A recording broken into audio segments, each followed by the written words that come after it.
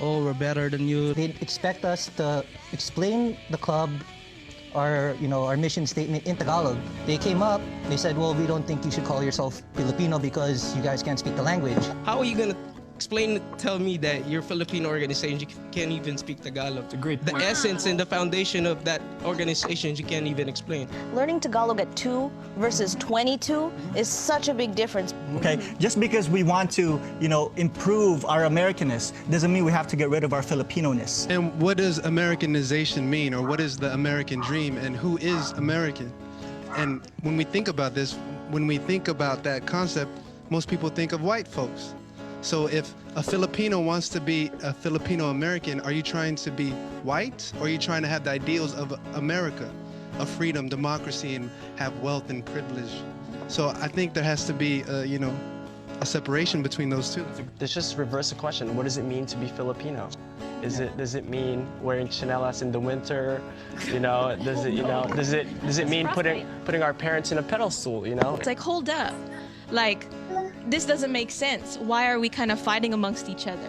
What's the role of the parents? Shouldn't they pass on the Filipino-ness by passing on the language? We tried very hard. We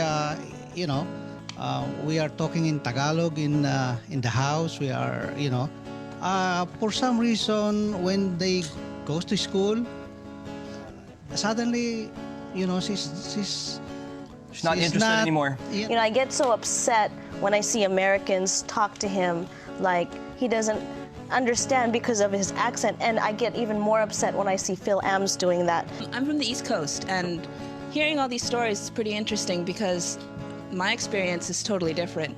I didn't hear the word fob until college. There's a higher concentration of Filipinos in the West Coast. And because there's not as many Filipinos in the East Coast, American-born are going to gravitate to the Filipino-born because they want to find out. All right, I think we had enough of listening to it. I encourage you to check out those videos more. It was in 2006, but a lot of the issues may still be relevant. And as you'll see, before we begin the actual language portion, I want to go over some of the community context around language too. So welcome everyone. Thank you so much for joining us today. I will hand it back over to the host. Hi, good afternoon, everyone.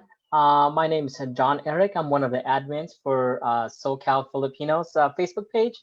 And I'd like to welcome everyone to our very first SoCal Filipinos Zoom meetings. And for the SoCal Filipino members, I would like to thank each one of you for being a member of the page. We love seeing everyone's positivity, encouragement, and sharing experiences and nostalgia of growing up in Southern California.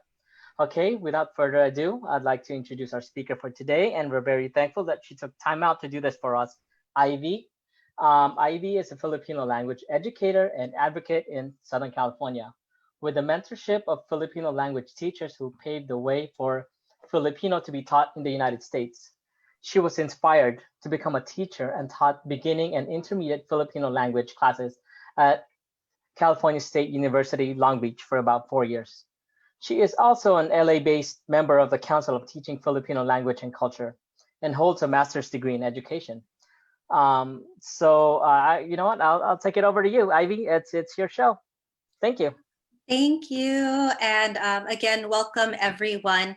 I'm very excited to do this. I was trying to prepare a whole new set of slides because I wanted it to be just tailored specifically for this group. And as what was shared earlier, more specifically about my background is I'm a real big Filipino language advocate. I'm a product of many people who helped make sure that there were language classes and opportunities there for people like me. So I try my best to pay it forward when I can, and I want to encourage more and more people to learn and also to teach. I want to let you know it's not too late to learn, to brush up on your Filipino or Tagalog, and also keep on asking questions, keep on making mistakes. Even if English was the first language, right? We still make mistakes in English too. So I encourage you with that. And today is also World Mental Health Day. And there's a huge connection of language maintenance with mental health. So these are one of many reasons why this is a big passion project of mine.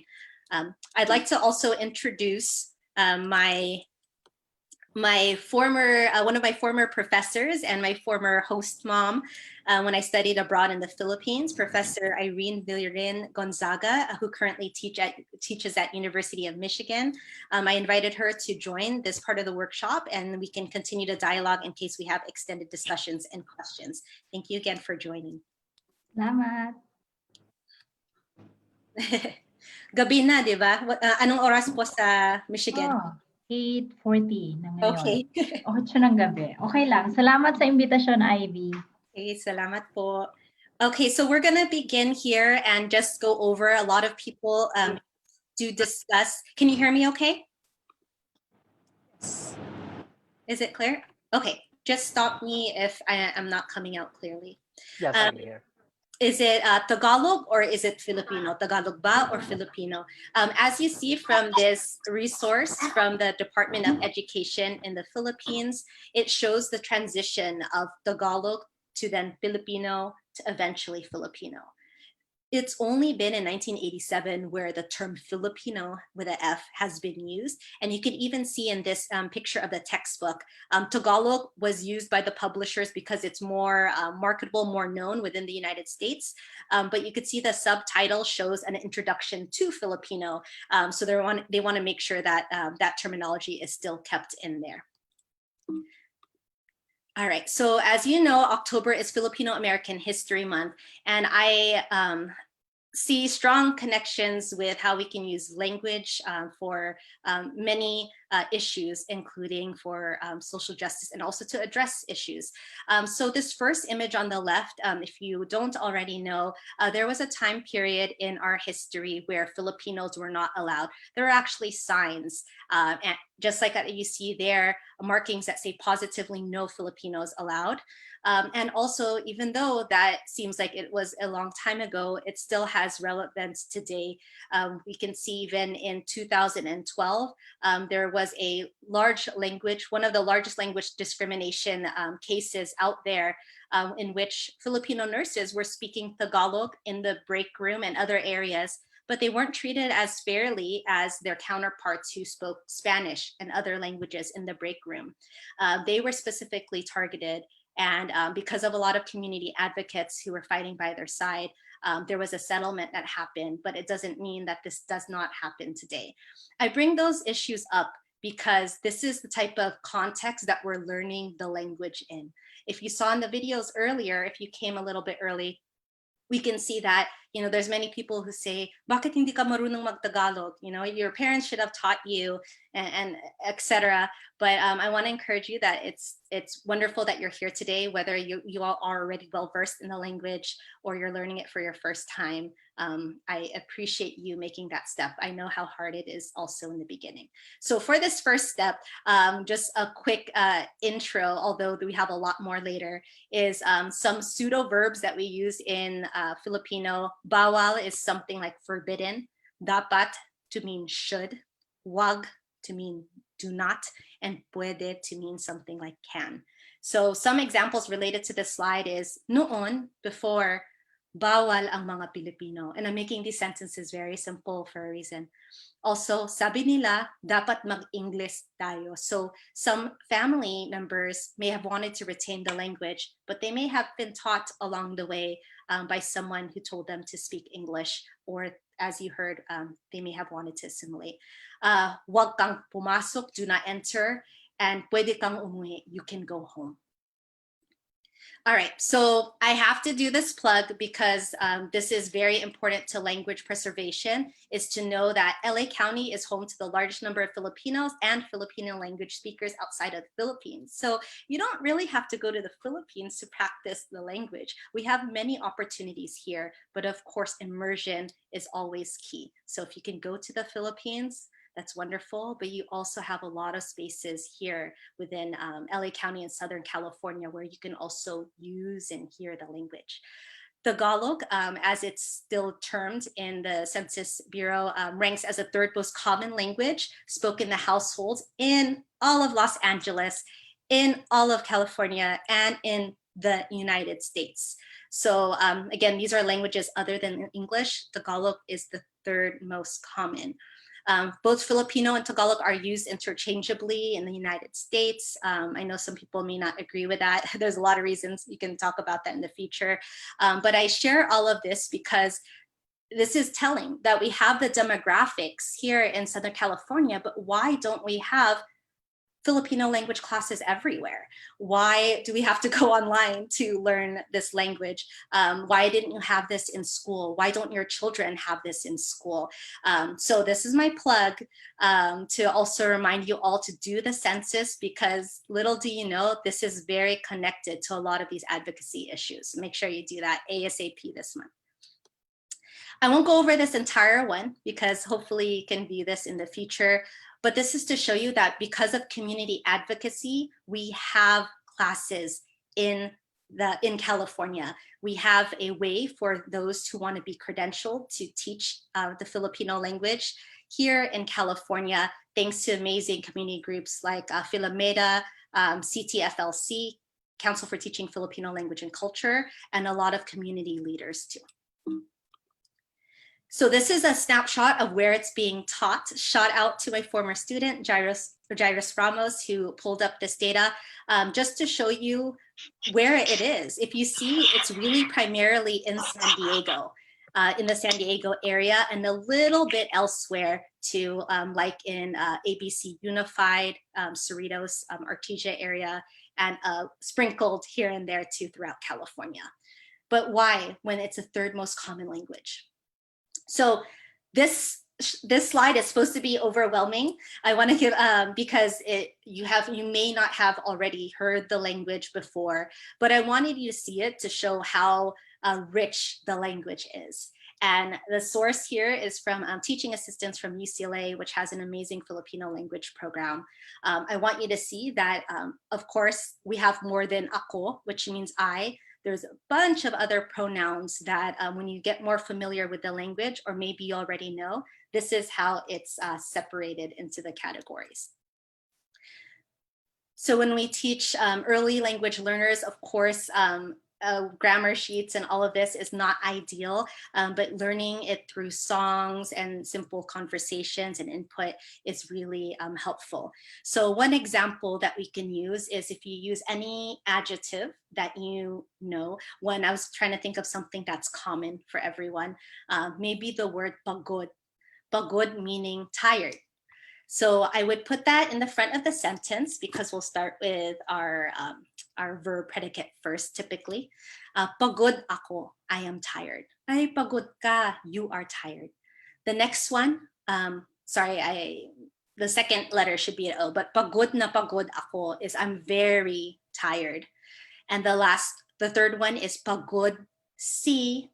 Ay, pagod si Professor Gonzaga dahil nagtuturo siya. Maybe Professor Gonzaga is tired because she was teaching. Other ones, grabe ang pagod ko.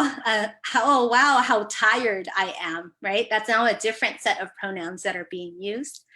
Pagod ang kapatid ko. My sibling is tired.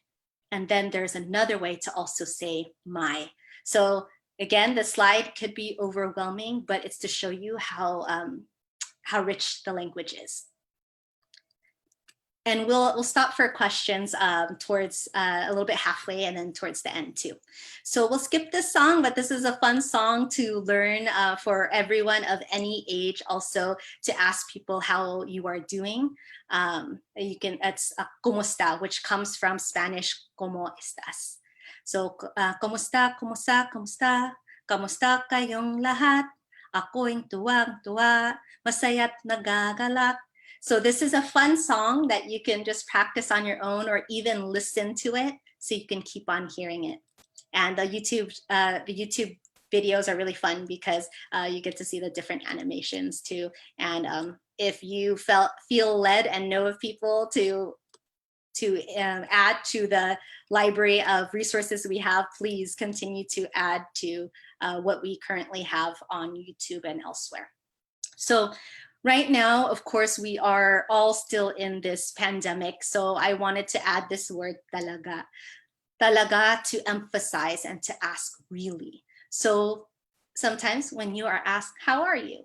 People will usually do the usual, I'm okay. But if you want to ask, no, how are you really? Kamusta ka ba talaga?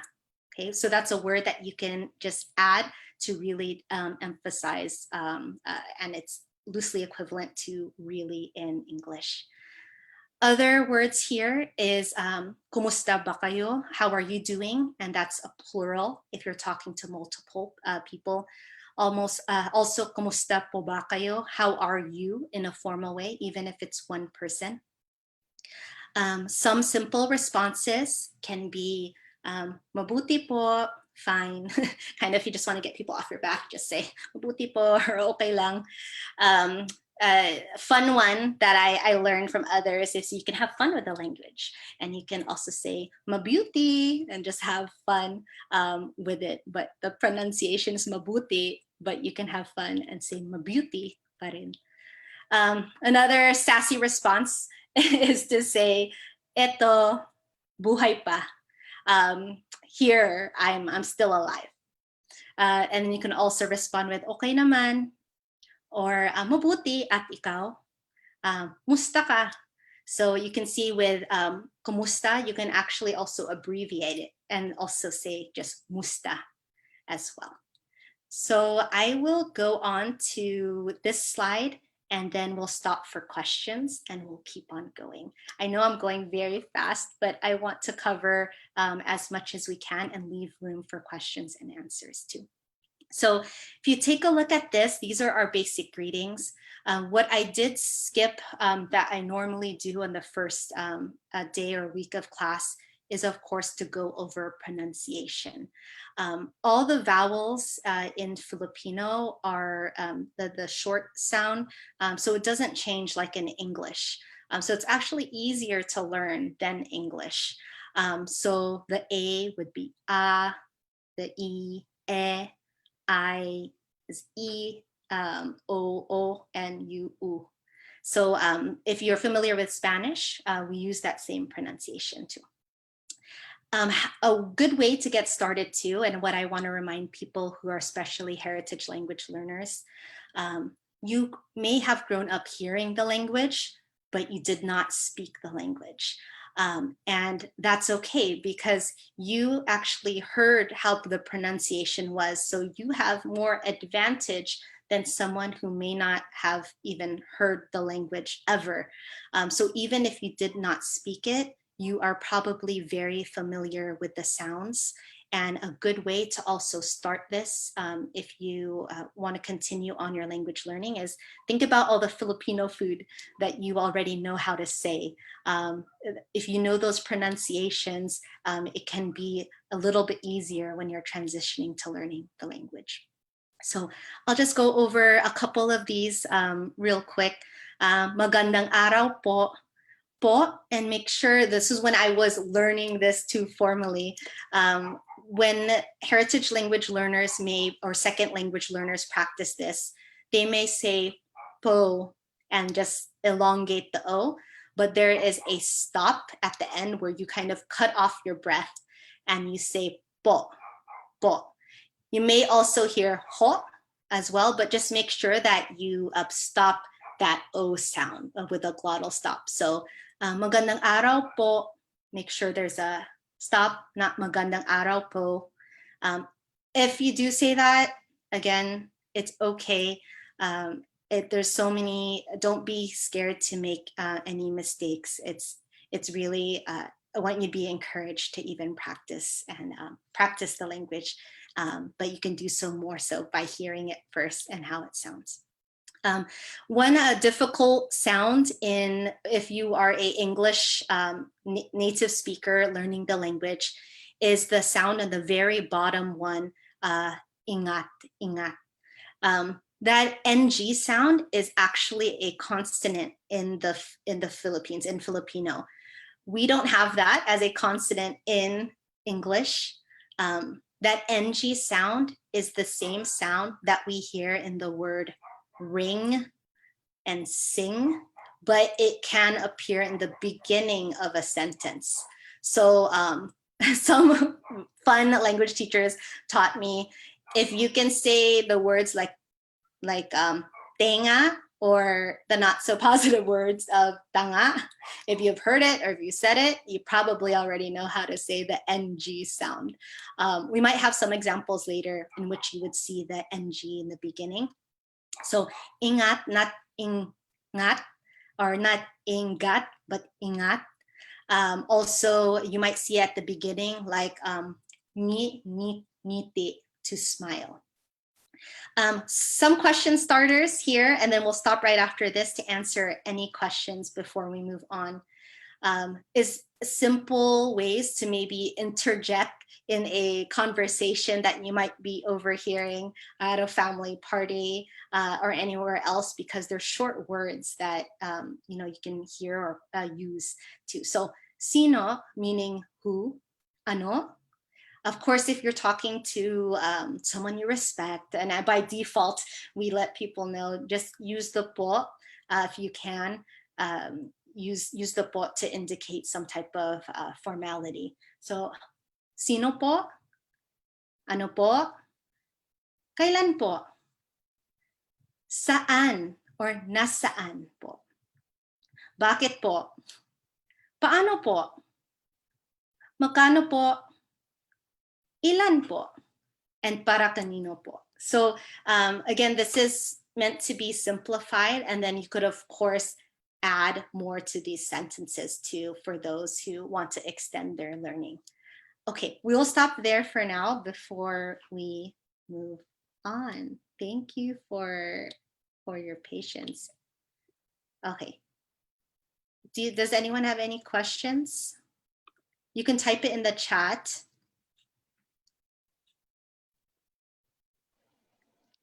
Kung wala, it's okay. No problem. I got a quick one. Yes. Is this going to be available online? Because I want my kid to kind of like an intro on how to speak Tagalog. Yeah. Can the admin respond to that? We are actually working on the technical aspect to see if it's recorded, and we'll let you know afterwards. Okay, that's good. Yeah, because a lot of this is really helpful. Yeah, it is very helpful. If not, just contact me and okay, we'll make arrangements. Yes. Thank you. Yes, salamat din. Okay. Sorry, I can't see who is on the call right now. So again, thanks for those who are joining. Professor Gonzaga, do you have anything to add before I move on? Wala naman, Ivy. Okay, salamat po. Okay, so before we move on to more of the language grammar aspect of it, I wanted to show. Ivy, we do have a question in the chat. Will you give any possible classes one can take? I tried learning on my own and it was hard. Mm-hmm. Yeah, definitely. I will be talking about that at the very end. Part of the advocacy that I'm part of, along with other people, is to make sure we have language classes too in the community as well, while we're building towards having it, of course, in K-16 setting at schools here. We also want to have it in the community aspect. So I've done some before. And as you know, I'm not the only teacher. There are not many, but there are others there. So the goal is to build and create more opportunities for language teachers to teach the language, and also for everyone to learn it. So yes, definitely, there will be opportunities to continue learning. Okay, so this is a snapshot to show you how these languages are not dialects, they are languages. Yes, there are other dialects in the Philippines, but I also want to encourage everyone to realize that sometimes when we say dialect, it might unintentionally devalue a language that has this richness. So these are actually full-on languages, and you can see how different they are within the Philippines. In the Philippines, there are over 100 languages and dialects in the Philippines. And the Filipino, though, although it was heavily based on Tagalog, you know that it is a growing language that is still adding more to its its own even like literal dictionary. So please know that since 1987, that's when it was declared Filipino with an F, and it's intended to be more inclusive of the other language groups that are there. Professor Gonzaga, if you'd like to expand more on this, feel free to. Professor Gonzaga has extensive experience in the Philippines teaching college students at De La Salle, and also teaches college students at University of Michigan.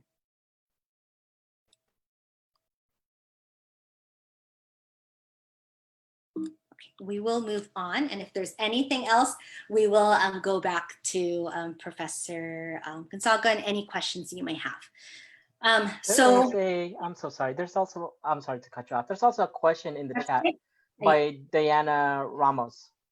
What is the difference between dialect and language?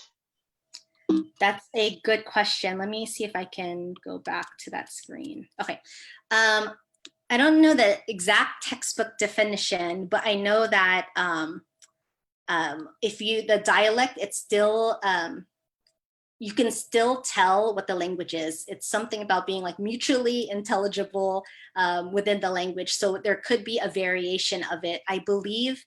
And anyone who's on this call, because there's many people who probably know a lot about this. For example, there's a different type of Tagalog in Batangas, or like a nuance to the language as well. It's still Tagalog, but it's from Batangas area too. So you can still understand it. It's not like completely different, such as how Tagalog and Ilocano would be. If anyone else would like to chime in, I would like to learn more about that.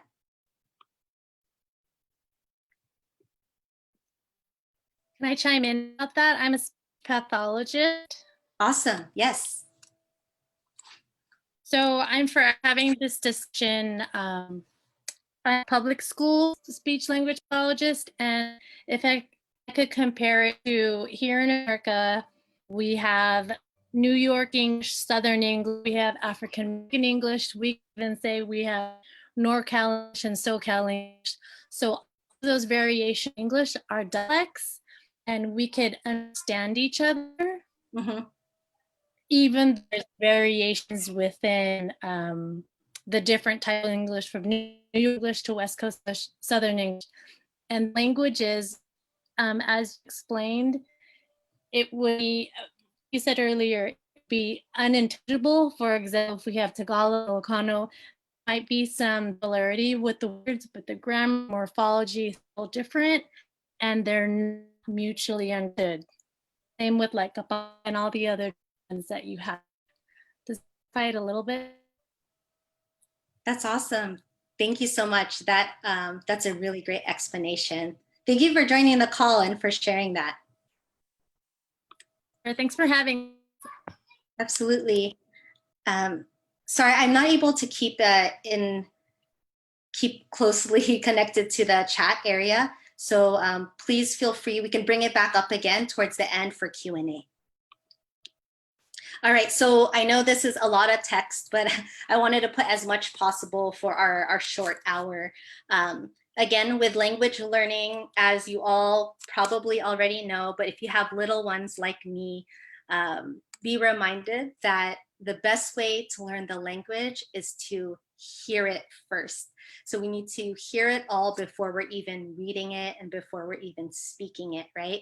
This is just a crash course. Again, when we think about how babies learn the language, they didn't get like worksheets and grammar rules. They just learned it by hearing the language. So that's my disclaimer when you see a lot of text here. So the very first one, I wanted to think of questions that people may typically ask someone who might be second generation here in the United States, although this could be applicable to many of us. The first one here is taga saan ka? Taga saan ka? You can add ba if you'd like to. The ba, B-A, will indicate it's more of a question. Taga saan ka ba? you can add it or you can remove it too. So, taga saan ka ba? Taga saan ang pamilya mo? Where are you from and where is your family from? The way that you can answer taga saan questions, or if you just want to tell someone that you're meeting, hey, I'm from LA, you can say taga LA ako, taga LA. Again, this depends on context too. I remember when I was in the Philippines studying there, I would tell people that taga States ako, and people would say, oh, really? Which one of your parents is American? Because it just wasn't a clear conversation of where I would indicate I'm from, because I looked like I was Filipino, but I was identifying from the States. If you want to talk about where your mom and your dad is from, I'm just using places in the Philippines, and this is specifically for me, but you may not even be Filipino and you're joining our call, so thank you if you're also joining.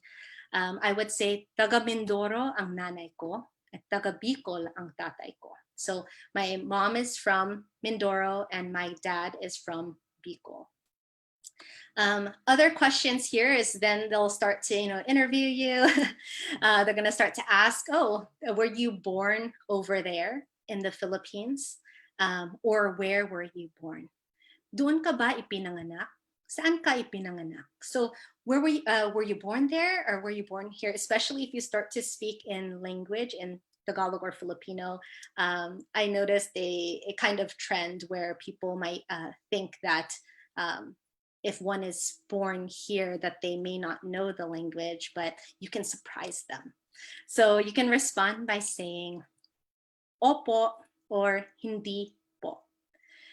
So yes and no. Dito po ako pinanganak. So I was born here, if that applies to you. What I love about this third question, kailan ka uuwi? I think it's so beautiful that even if one is born here, this question may get asked. The word uwi means to return home, versus saying, kailan ka pupunta sa Pilipinas? When will you go to the Philippines, right? One may ask you, when will you go back home? Even if you were born here, because your roots could be in the Philippines, right? So, kailan ka uuwi sa atin? When will you come home to us, like to our homeland, to our motherland? One answer that you could say is sana, hopefully, pagkatapos ng pandemic, when the pandemic is over or whatever other reason you have. Marunong ka bang mag-Tagalog or mag-Filipino? This is when people start to ask how much of the language you know. And this is where I try to remind my students to give hope in your response, right? Sometimes I hear my students say, oh, just a little bit. Or I don't know, I don't know it at all. I want to end that conversation with hindi pa po. Before we end today, you'll learn more about that simple word pa, P-A. That word means like still or not or yet. So when you say hindi pa po, it's not just saying no, I don't know how to speak it, but no, not yet, meaning, hey, maybe I can learn it, right? Will you teach me? So I like to encourage people to use that response. You might say, konti lang po, just a little. Or this is when you could also educate the person that you're speaking to, especially if they ask you, marunong ka bang mag-Tagalog? I had a lot of students who came from families that spoke Ilocano. So that's where they can say, hindi, pero marunong po akong mag-Ilocano. No, but I know how to speak Ilocano. So it's kind of a nice reminder that when people are speaking, that it's not just a Tagalog centered mindset, that there are other languages too. Also, may kapatid ka ba? That word may, M-A-Y, when you see the A-Y, that it makes the I sound, versus in America, we might hear it as may. There's some variations in the speech throughout the Philippines, or personal preference where people may say may as well. Again, language and culture can change and evolve, but I will pronounce it as may kapatid ka ba? Do you have any siblings? Ilan or how many. So those are ways that you can practice some basic conversations, and I have several more slides to go over. I'll stop here. Do we have any questions yet? We did have a question from earlier. I heard you say that there were over 100 languages and dialects. I have heard there were 700 dialects, about the same as islands. Is that correct? Just trying to grasp the enormity. You know, if anyone can chime in to make sure, I believe it is over 100 languages, and then there are dialects too, but I don't have the number on me. If anyone on this call has a stronger source on that, that's a really great question. I do recall seeing a resource that has like the language kind of broken down in an umbrella group to see how similar the languages are, because it's grouped in the Austronesian languages. But I don't know how a confirmed number of the actual dialects. I'm sure that resource is out there. So does anyone want to type it in? Ivy. Hi, Professor Gonzaga, yes. So walang eksaktong bilang kasi ang dialects. Is that the question? Kung meron, kung ilan po. Wala namang eksaktong bilang, maraming variation. For example, Tagalog. So we have different kinds of Tagalog in the Tagalog region. So for example, in Batangas, there's a different Tagalog that the Batangueños are using in the Taga Maynila and Cavite. So the difference is that they are one dialect pero magkakaiba ng variation ng sound, and some words are different also, magkaiba. May mga words na magkaiba. For example, in Batangas, we use the landi. In Tagalog, malandi is medyo paulo. So, hindi magandang ibig sabihin ng malandi sa sa Tagalog, Maynila, pero in Batangas, landi is like playing, just playing, or maglaro. So, huwag kang maglandi sa tubig. Huwag maglandi ng tubig. Pero sa Maynila, iba ibig sabihin nun. So, huwag kang maglandi, ibig sabihin, don't be flirt. So, commonly sa mga babae siya. Yeah, that's right. Yeah, parehong Tagalog, parehong dialekto, pero magkaiba sila ng variation because of the some words and the tone, and then may mga variation. So walang exact na number of dialect kasi napakarami talagang dialects sa Pilipinas. Yes. Salamat po, Professor Gonzaga. So if anyone is curious to find that resource, I would love to see it, and whatever resource is out there, even if there's no exact number, if we can get close to it. I do see here someone was saying in an Ilocano class earlier that there's over 187 languages. So yeah, that's really amazing. I know I saw one, and thank you for that number, one resource that said that, unfortunately, also, we don't have an exact number because there are some languages that are unfortunately dying and losing their speakers too. So I'll try to look for that resource myself. If anyone wants to email me and follow up, I'll try to look for something to answer that question, or feel free to send me any resources that you have. Thanks for that awesome question. And yes, that's right. 8 major languages that are most commonly spoken in the Philippines, which is that graph that you saw.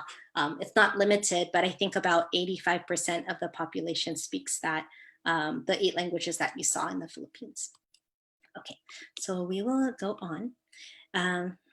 So if you're asked these questions, so I was trying to recall, some Filipino family parties too. If you're asked, and I also had some help too from some former students when we did a lighter version of this workshop a couple years ago. Kumain ka na ba? Kumain ka na ba means have you eaten already? This is a way, I think many other people can also interpret this as, yes, the literal meaning is have you eaten already? But it's also a way to show that one perhaps cares too of how you're doing. That can also be a greeting where someone wants to provide and be hospitable to you when you come in or you're visiting. So kumain ka na ba? So have you eaten already? You could see on the right there are some samples of what you can say, although you're not limited to these. So you can say it again, opo, and make sure to have a stop, or hindi pa po. So if you say hindi pa po, I hope you're pretty comfortable with that person who asked you that question, because you want to make sure that they don't feel any obligation to start to prepare food for you if you haven't eaten yet and you've arrived at their home. So just let them know na kumain ka na. Just let them know that you ate already. And if they ask you 3 times, then you take up that offer.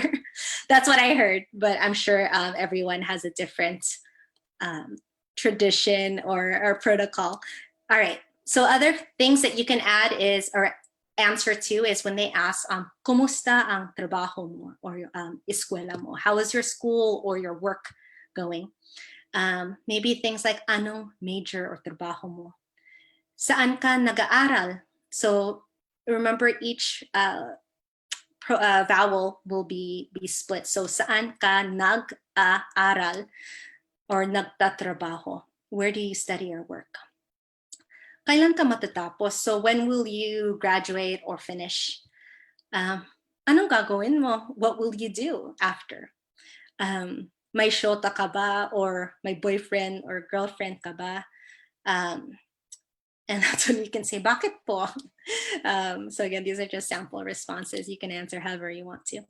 Ilang taon ka na? How old are you? Or what I hear from when I do adult learning classes is some of them will say, they always ask me when I'm going to get married, right? So I know this one can be triggering for folks, but hey, let's find a way to respond back. Kailan ka magpapakasal or mag-aasawa? When will you become married or to get a spouse? So this one is just checking our time, so we have time for questions and answers. Let's finish off of this one of having fun with verbs. So it may not look like fun, but it's actually, we're going to give you a fun tip to use so you can make a verb out of anything, really. So if you like to eat or you want to eat at Jollibee, let's use the word kumain or kain. Gusto kong kumain ng Jollibee, or sa Jollibee. Or you can say mag-Jollibee na tayo. Just adding that word mag to whatever place you're going to indicates you are going to that place. Mag-McDonald's tayo, mag-In-N-Out na tayo, right? So you're going to that place. So again, if you want to have fun with the language, make it into a verb by just adding mag. If you want to say, I like to eat, mahilig akong kumain, or if you need to eat, kailangan kong kumain. If you want to ask someone again, have you already eaten? We covered that one, kumain ka na ba? Random tip, if you want to shorthand kumain ka na ba, you can just say kumain KNB, because it's a quicker way to text ka na ba is KNB. The last couple ones is when you're inviting someone to eat, right? Or you're indicating to them you're about to eat. So I would say, kain na po, kain na tayo, let's eat now. If you want to let someone know, no problem, kumain po ako kanina, busog pa ako, I'm still full. And then other words too, if you want to say, I am still eating, in the present tense is kumakain. And I will still eat mamaya is kakain pa ako mamaya. We won't break down how that's done. We can do that in the future, maybe in another session. But there's lots of resources online to show you. If we have time, we can go over it. But you can play with some verbs too. So when I was teaching some classes 2 summers ago with other adult learners of Filipino language, we were having fun with the verb Tinder, right? So for people who go on Tinder, you can let someone know, mag-Tinder tayo. Let's go on Tinder, right? Or you can use Instagram. Whatever word it is, you can make it into a verb again by saying, adding the prefix mag. If you want to say it's something you did in the past, then you would say, nag-Instagram ako. I went on Instagram earlier. If you're still on Instagram, maybe you're finishing something and then someone wants you to go, you might say, sandali lang, nag-Instagram pa ako. I'm still on Instagram right now. And then if it's something you will be doing in the future, that's when you duplicate that first part of that cognate word of Instagram. Mag-i-Instagram ako. So I will Instagram later. So the same goes with Tinder. If you're gonna go on Tinder, at some time in the future, then you would tell someone, sige, magti-Tinder na lang ako, right? You'll let someone know that you're just going on Tinder in the future. All right, let's stop here and ask if you have any questions yet.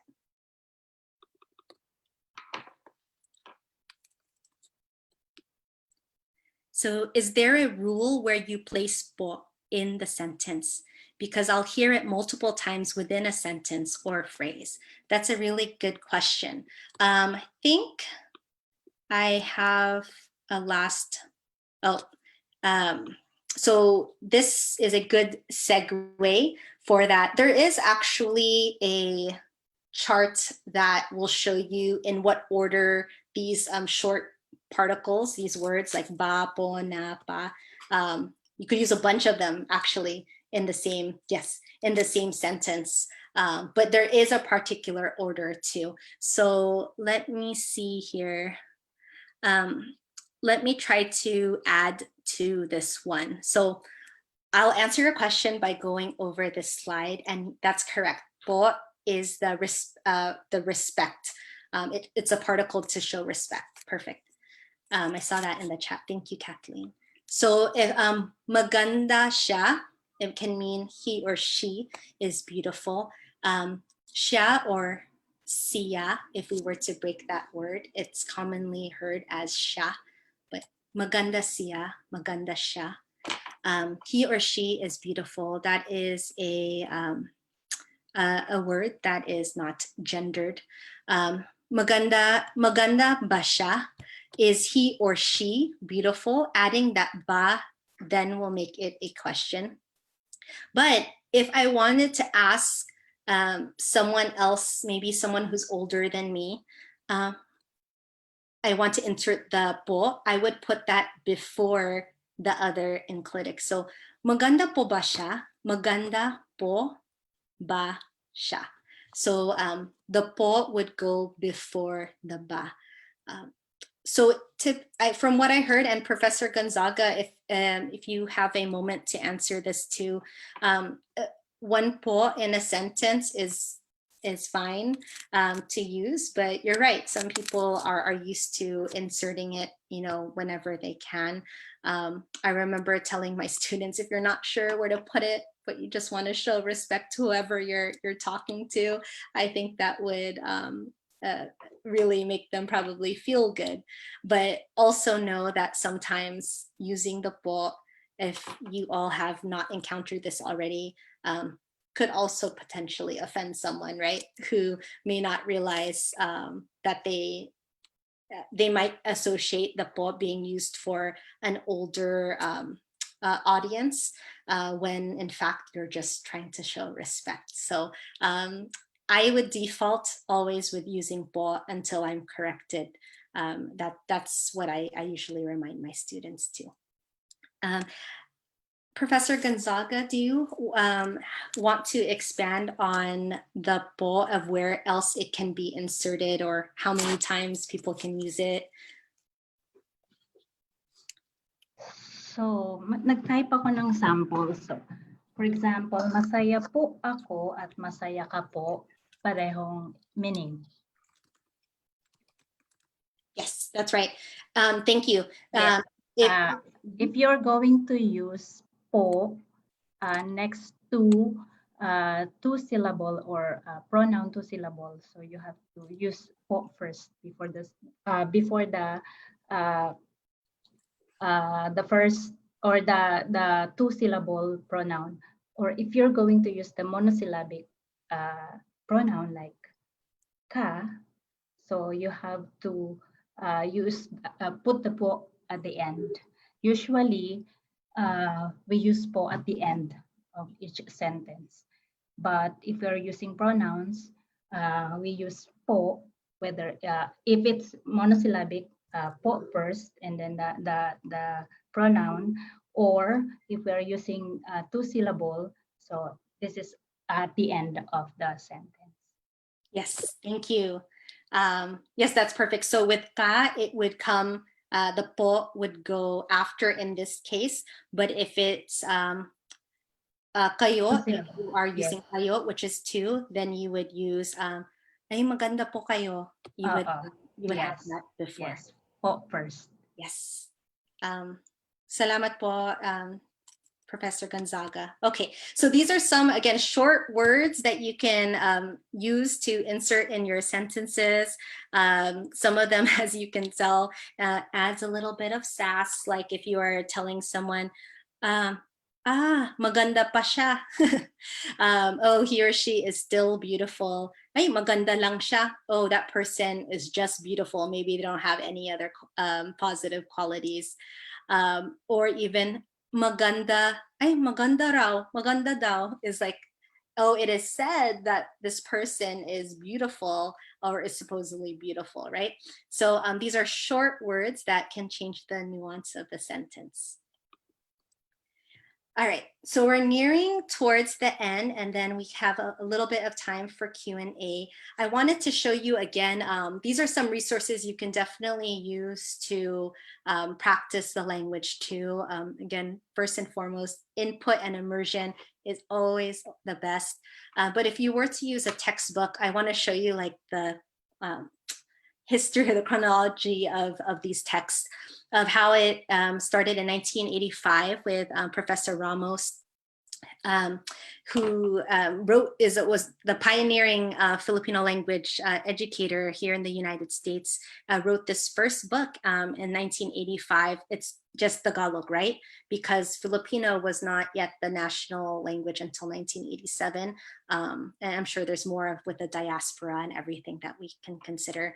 And you just see with the different textbooks in 1993, there's Tagalog there. 2011, you'll start to see the subtext saying Filipino.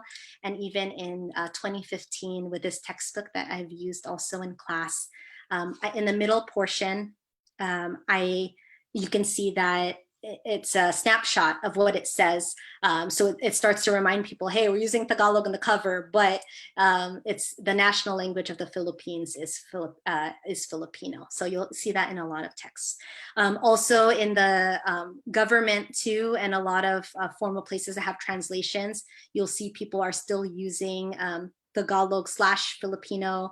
LAUSD has Filipino in parentheses, Filipino with a P, and in Tagalog. So whatever, there's definitely, there are differences, but just know that it is interchanged in some cases. But hopefully you've learned some new things that you can help to explain to others who might be maybe more particular to one or the other. And this next part, there's going to be something that comes in. Some other language learning tips. So immerse as much as possible. Again, if you can't go to the Philippines, it's okay. There are many places. If you go and support our Filipino local businesses, mom and pop shops, speak, listen to them, hear the chismes, whatever else it is, immerse. Have a positive attitude towards learning the language. Sometimes I see them say the only words they ever learned were the curse words that their parents used in Filipino or in Tagalog, right? And also just knowing that to affirm people who are using it. So if you are a parent and there are kids that are using the language or trying, affirm them and let them know that it's important to learn it and it can possibly open up new doors. Find speaking buddies. Of course, if we can find someone who's a native speaker, that is ideal. But this is also for those who might have younger kids too. It is really proven that if you can find someone else also the same age as them who speaks the language, that starts to associate to the child that, oh, this language is fun. It's not just a language that I can use, I use for the older adults in my house. I can also use this to play with someone else too, because this is the language being used. Also having it in songs, videos, whether YouTube or any other access to videos that you have. Put labels on items at home just to remind you to practice to stay in language. There are also a wealth of resources of games online. A lot of them are free too, and YouTube channels. Philam Learners is a really great resource that this mom is creating all these different lesson plans and also has just built this library of resources too. So I encourage you to check that out. There are also amazing places like Filipino Cultural School, who is doing great programming as well. I'm teaching with them this summer for their youth, or this fall for their youth. And also Tagalog Kids, SIPA, Search to Involve Filipino Americans, has done programs too. So be on the lookout. You'll have my email in the next slide, I believe. Email me. What I try to do on the side is I remind people of these language opportunities that come. Even if you don't learn with me, that's okay, as long as you continue to learn wherever else you feel comfortable learning. So if you're interested in learning more, or even you yourself teaching, maybe you're thinking about becoming a teacher and you want to know the steps on how to become a teacher, the group that I'm part of, CTFLC, is going to host a workshop sometime the end of this month. And I'm happy to invite you to it if you want to learn how can you be a teacher of Filipino language here in California. Or maybe you just want to tutor others and practice and dialogue. Or maybe you don't want to do any of that, but you are very interested in knowing why we don't have Filipino language classes as much as other groups, and maybe you want to see how you can help to contribute, and maybe that's as simple as just looking for things online, or there's lots of things to do and ways that you can participate. So please scan that. It goes directly to a Google form. If you use your phone camera app, you can go to the link, or you can type it. If you have any questions for me, or maybe you have recommendations for me or additional thoughts, feel free to email me at ginangdaulo@gmail.com. I use the term ginang, it means Mrs., but it's really in an ode to my first Filipino language teacher, Ginang Juanita Santos Naku, who helped to inspire me to keep on moving this. So just happened to be at that stage in life. And nandito na yung mga anak ko. So they just arrived home. Thank you everyone for your time and attention. This picture here was 2 years ago with learning with adult learners. Lhasa, the restaurant, opened up their space on an evening where they were closed so we can have language classes. And it was so special to have this space, because if there's anything I want to remind people is to have a safe space to learn and to practice the language, and also to use it to help to improve our community around us. So maraming salamat po ulit sa inyong lahat. Thank you so much, Professor Gonzaga. Thank you, SoCal Filipinos too, for inviting me to do this workshop. Okay, I'd like to thank everyone that joined us tonight for the Conversational Filipino workshop. And this is our very first Zoom meeting, and really, we truly appreciate it. Let's all thank Ivy, and our next workshop will be next Saturday, October 17 at 2 p.m. with a cooking demo presented by the co-authors of the Filipino Instapot cookbook, Tisha, Gonda, and Jarrell Domingo, hosted by Mary Grant. Very funny. She's very funny. So make sure to save your spot in the event page. Thank you again, and see you next Saturday. Bye. Say bye, Luke. Bye-bye. Thank you. Oh, Jason and Professor Gonzaga. Don't know if, does anyone have any other questions? I wanted to ask before you end the call, if the admin wants to take a picture. A picture. Selfie tayo or mag-snapshot. Does anyone have a question? If anyone else is staying on the line. Hi, Mel, were you the one who contributed earlier? Oh yeah, thank you. Just wanted to say thank you to you for being here and to SoCal Filipinos. You guys are the bomb. Thank you, Mel. Okay, salamat. Salamat din. I know my little one is knocking on the door too. Okay. Okay. All right. Is Thank you, Jason still here? I believe so, Okay. yes. You want to take a picture? Oh, there's Edmund. That was awesome, Ivy. Thank you, Ivy. For That was awesome. here. Professor Gonzaga still here.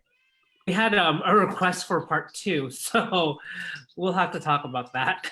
We will talk. Let's see if I can get to the earlier slide, if you don't mind. Let's go here. And then I know like all these slides are yours. Are there some slides that we could share for those that are interested, especially like the resources? That would be great. Yeah, I will. I'll just like make a couple of edits and then I can share it with you.